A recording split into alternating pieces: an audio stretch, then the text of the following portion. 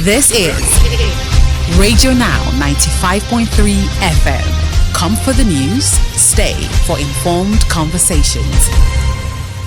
Nigeria has been classified among the top 20 countries in the world with the highest numbers of child poverty. This ranking is contained in the United Nations Children's Fund UNICEF Child Food Poverty Report for this year and paints a grim picture for the Nigerian child. UNICEF defines child food poverty as children's inability to access and consume a nutritious and diverse diet in early childhood. The report goes on to rank Nigeria in 32nd, falling under the high category of nations with severe food poverty, faring worse than Ghana, Togo, Mali, and Côte d'Ivoire. Joining us this morning is human statistician Emmanuel Osemeka. Mr. Osemeka, good morning and welcome to the conversation. Good morning, sir. I'm happy to be here. What do you make of the UNICEF child poverty report?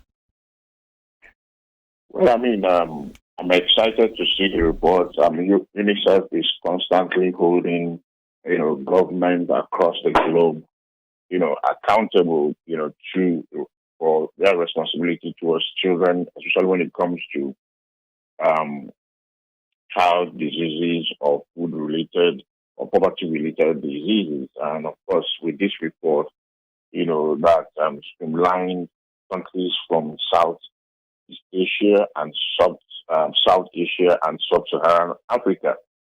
It is interesting that almost all the reports that I've been reading, regarding the poor human, development index, Nigeria features prominently, and not just features prominently. Nigeria is always, at the wrong tongue of the end. Unfortunately, Nigeria is also mentioned in this food poverty report.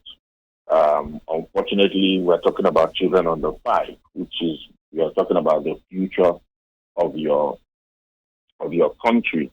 Of course, when you look at the reports critically, you will understand clearly that the majority of the countries listed have one economic challenge or at war or were recently at war or what have you, especially those on the wrong end of the ladder. Look at Afghanistan. You want to look at Egypt, which is also going through some economic challenges. Ethiopia has been fighting, some wars left and right. Ghana has a lot of economic challenges. Amongst other... Mr. Osemeka, my apologies, yes. Right? Let me interrupt you for a moment.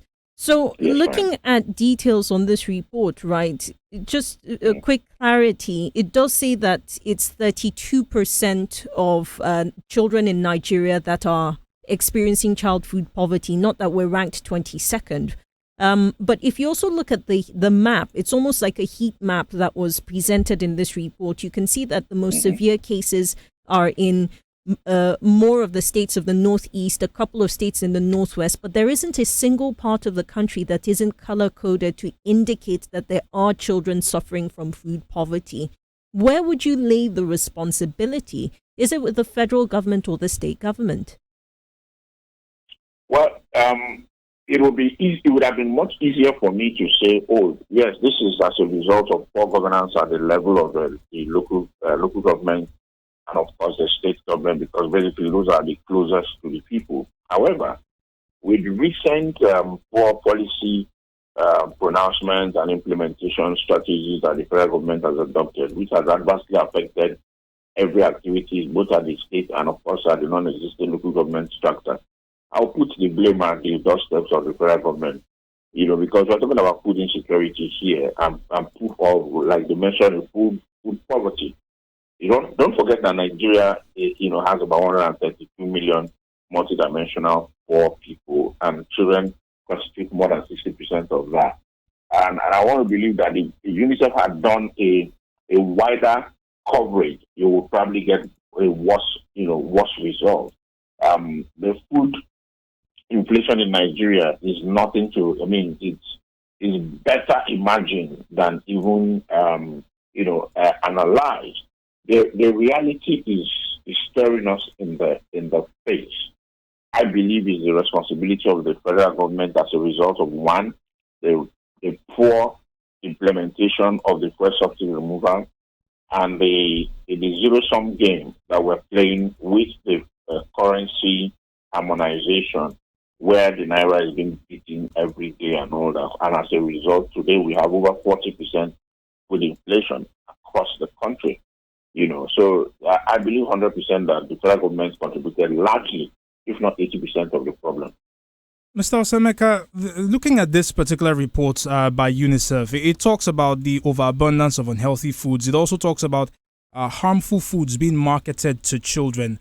What do we typically see in these sorts of situations where a country has such high numbers for child food poverty? What happens if this isn't checked? So if you look at, so we have what we call NAFDAC, National Agency for Food, Drugs Administration and Control. It is the responsibility of NAFDAC to, approve food that is sold either in restaurants or across the country. It's a federal agency. Unfortunately, because we have politicized quite a number of our institutions, and of course, also in addition to that politicization, we have also failed to fund them adequately and put the right professionals in those places. In most cases today, you find that you don't find round pegs and round holes. I say against the backdrop of what we had during the days of the late Professor Dora Akunyili. Now that has significantly fallen from his, the enviable height that they had, where they had, a considerable, oversight, on what goes on our streets, where they fought fake drugs, where they ensured that before you can get licensed or renew your license for food distribution, wherever, that you do, the specific standard operating procedures are put in place. So unfortunately, this is where we have found ourselves, and I want to believe that is one of the factors fueling those challenges. In addition to that, because people have already begun to cope negatively as a result of the farmers in the country are not able to farm, and when they do, they are not able to harvest, and if they have to harvest, they have to pay the insurgents or the kidnappers or the bandits to be able to harvest their food. That has also trickled down. It has trickled down effect on the food that we see, sold on our streets. So as a result, people have begun to cope negatively, and the result is what you now have, as poor food environment, poor feeding practice, household income reduction. As also, don't forget that we still have 30,000 naira minimum wage. So how do you expect a family of 2 or 3 to cope with 30,000 minimum wage to buy a bag of rice that still currently sells at 90,000? So basically, when you look at it holistically, you see that there are many factors that are fueling this. So chief among them is the level of misery index has deteriorated significantly. Access to funds is not there for the family. So definitely they will have to cope, however they can. Then, of course, amongst, other things that I've mentioned earlier. Right. Well, Mr. Osemeka, thank you very much for your time and your expertise on this conversation.